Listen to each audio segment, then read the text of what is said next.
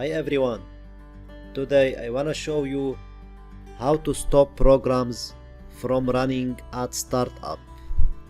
Simply guys, if you want to stop any programs from running at startup, simply go to your taskbar below, right click as you can see and select task manager.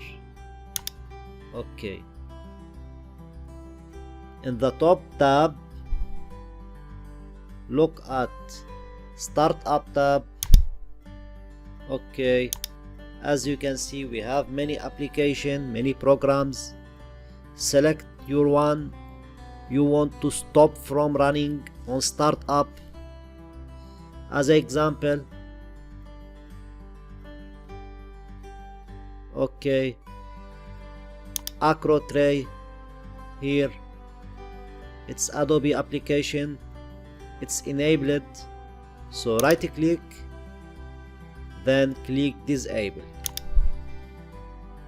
Okay, as you can see now is disabled. Okay, that's it guys.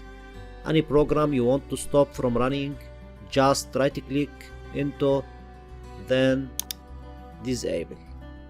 That's it. Thank you guys for watching. Don't forget to like, subscribe and share.